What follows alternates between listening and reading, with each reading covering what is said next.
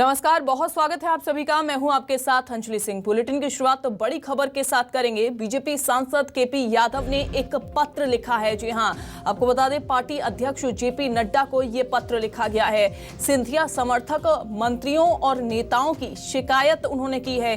किसी भी सरकारी कार्यक्रम में मुझे नहीं बुलाया जाता, ये केपी यादव की ओर से कहा गया है पत्र में। पार्टी सिद्धांतों के खिलाफ परंपरा कायम की जा रही है, ये यादव की तरफ से कहा गया है। इसके अलावा उन्होंने ये भी कहा कि शिला पट्टिका पर भी प्रोटोकॉल के तहत नहीं मिल रहा स्थान। केपी यादव ने पत्र में ये भी जिक्र किया है। इसके अलावा उन्होंने ये भी जिक्र किया कि बीजेपी कार्यकर्ताओं के साथ दुर्व्यवहार हो रहा है।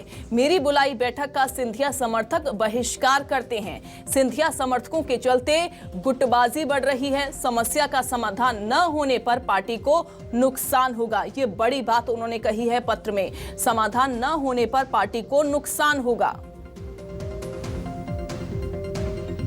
मैं एक नए भारत का शिक्षित व्यक्ति हूं और यहाँ की जनता ने मुझे चुना है। मैं यहाँ का चुना हुआ जनप्रतिनिधि हूँ, एक सांसद हूँ। जहाँ कहीं लगता है कि एक जनप्रतिनिधि के जो अधिकार हैं उनका हनन हो रहा है, तो निश्चित ही मैं संबंधित विभाग को या अपने शीर्ष नेतृत्व को उससे अवगत कराता हूँ और ये मेरा कर्तव्य भी बनता है कि अगर कभी ऐसा कुछ होता है तो उसको मैं अवगत कराऊं, क्योंकि यहाँ की 17 लाख जनता ने मुझे चुना है।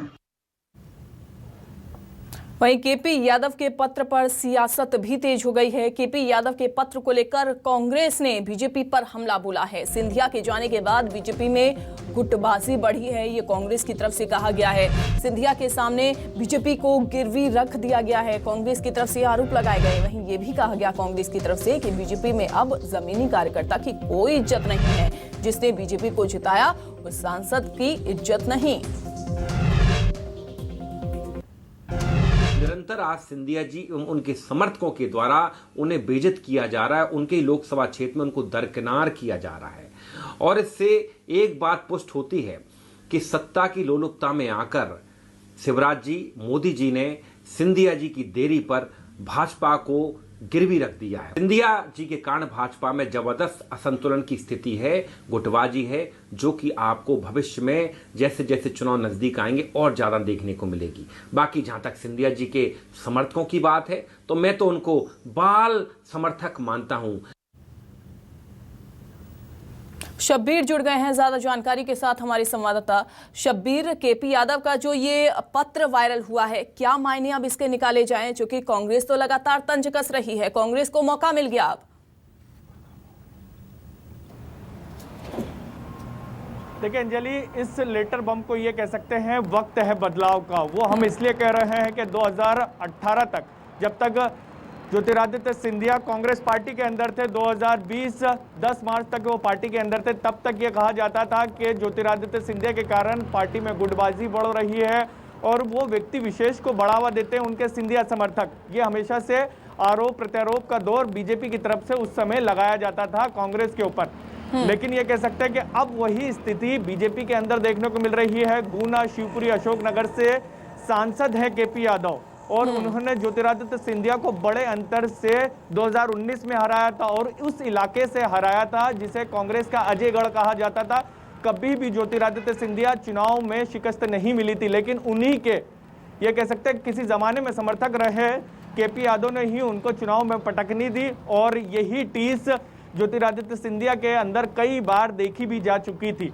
और इन सब के बीच वक्त ने ऐसा परिवर्तन ले आया कि वही ज्योतिरादित्य सिंधिया जिनको केपी यादव ने चुनाव हराया था, वही पार्टी में आ गए, कांग्रेस छोड़कर बीजेपी में आ गए। और ये कह सकते हैं, सीधे तौर पर ये कह सकते हैं कि उन्हीं के बॉस बन गए, क्योंकि वो केंद्रीय मंत्री बन गए। और उसके बाद वहां के जितने भी प्रभारी, चाहे गुना की बात करें, शिवपुरी की बात करें या फिर अशोकनगर की बात करें, वहां के जो प्रभारी हैं, प्रभारी मंत्री जितने भी हैं वो सिंधिया समर्थक ही हैं। वहाँ के जो मंत्री हैं जिले के, वो भी सिंधिया समर्थक है, विधायक हैं वो भी सिंधिया समर्थक, क्योंकि बड़े पैमाने पे कांग्रेस के अंदर टूट हुई थी 2020 10 मार्च को, और उसके बाद सारे के सारे जो कांग्रेस विधायक थे, सिंधिया समर्थक थे, वो बीजेपी में शामिल हो गए थे। अब वो मंत्री हैं और विधायक भी हैं। तो इसके साथ साथ जब जब वहां पर बैठक होती है उसमें यह कहा जाता है कि केपी यादव को दरकिनार किया जाता है। दबी जबान लेकिन क्या शब्बीर अब इसको इस तरीके से समझा जाए कि ज्योतिरादित्य सिंधिया को एक बड़ा ओहदा मिल गया है, बड़ी जिम्मेदारी मिल गई है, और इसी वजह से केपी यादव को कहीं ना कहीं उस चीज की टीस मच रही है,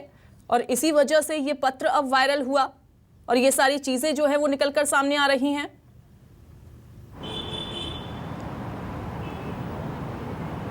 देखिए, केपी यादव ज्योतिरादित्य सिंधिया से उस वक्त नाराज हुए थे जब उन्हें मुंगावली से टिकट नहीं दिया गया था, और उसी बात से बगावत करके वो कांग्रेस छोड़कर बीजेपी में शामिल हो गए थे। और इसके बाद 2019 में भले ही वो उपचुनाव हार गए थे, लेकिन 2019 में पार्टी ने, बीजेपी ने उन्हें टिकट दिया, ज्योतिरादित्य सिंधिया को हराया, करीब 1.5 लाख वोटों से उन्होंने हराया था। और ये आप सही कह रही हैं कि वो पार्टी में उनसे बड़े हो गए।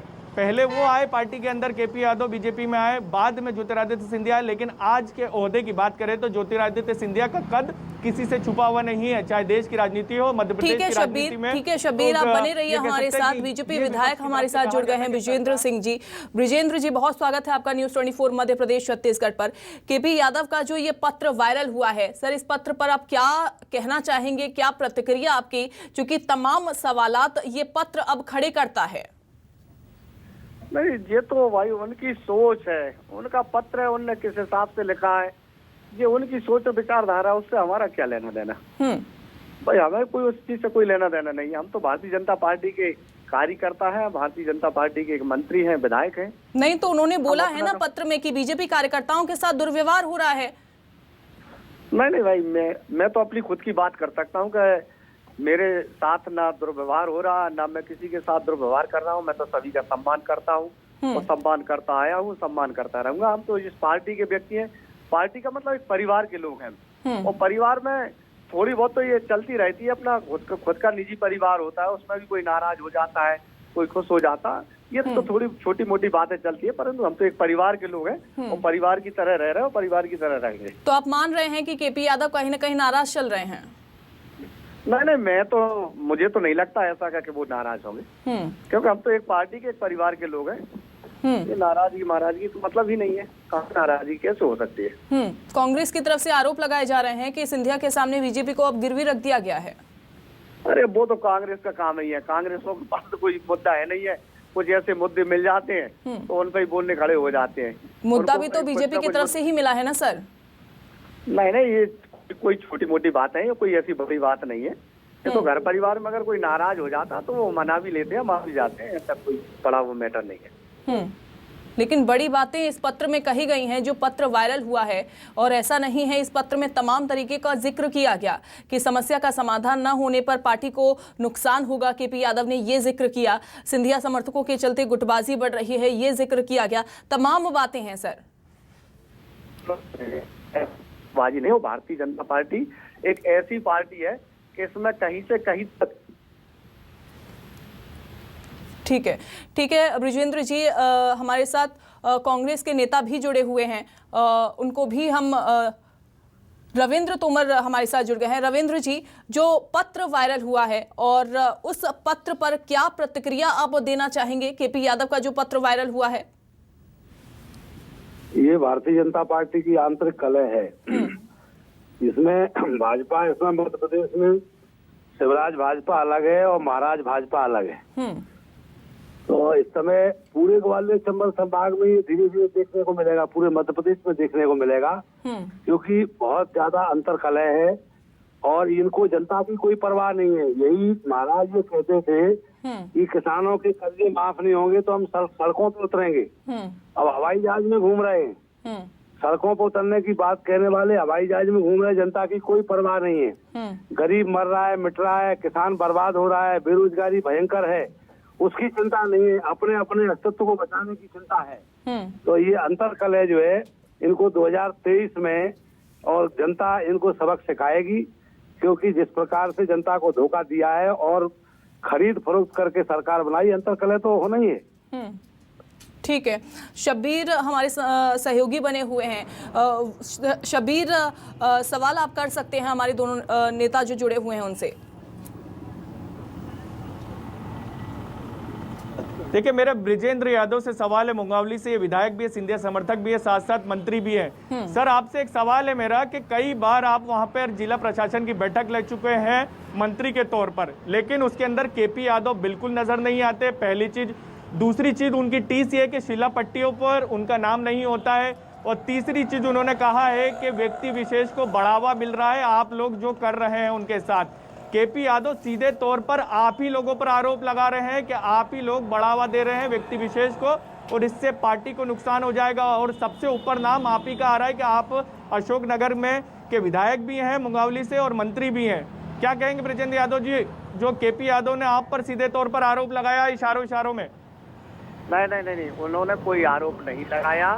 पहली बात मैं आपको बता दूं कि केपी यादव मैं दोनों चाचा भतीजे हैं और हम रियल रिश्तेदार हैं, परिवार के लोग हैं, और परिवार में कभी ऐसा होता नहीं है। दूसरी बात, हम भारतीय जनता पार्टी परिवार के लोग हैं, तो भारतीय जनता पार्टी भी एक परिवार की तरह है। ऐसा नहीं है, हर शिलालेख में उनका नाम भी लिखा जाता है, हर मीटिंग में बुलाया जाता है। हो सकता है व्यस्तता हमको भी रहती है, कोई आकस्मिक कारण या कोई काम आ गया, हम नहीं पहुंच पाए या वो नहीं आ पाए, ऐसा कुछ नहीं है। हम तो एक पार्टी के लोग हैं, एक पार्टी में मिलकर हम जितना विकास कर रहे हैं, जितना काम कर रहे हैं, ये छोटी मोटी बातें तो चलती रहती है, ये तो परिवार की बात है।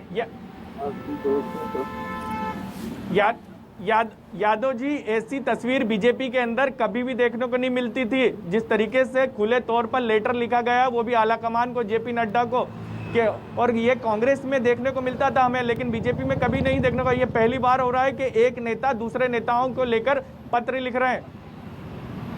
नहीं, अब वो उनकी सोच है, गुटबाजी भाजपा में पहुंच गई है, जनता के लिए शुभ संकेत है। बाकी हमारे तरफ से, और हम अपनी बात क्यों करें, हम तो पार्टी की बात करेंगे, पार्टी की तरफ से बिल्कुल पूरा मान सम्मान। बिल्कुल सही कहा शब्बीर आपने कि ऐसा पहली बार ही देखने को मिल रहा है कि एक जो सांसद हैं वो दूसरे नेताओं को पत्र लिख रहे हैं। भले ही ये चीज को नकारा जा रहा हो, लेकिन कांग्रेस ने पूरी तरीके से आरोप लगाने यहाँ पर शुरू कर दिए हैं। बहुत शुक्रिया आप दोनों का जुड़ने के लिए, और न्यूज़ 24 मध्य प्रदेश छत्तीसगढ़ को कीमती समय देने के लिए शब्बीर आपका भी बहुत शुक्रिया।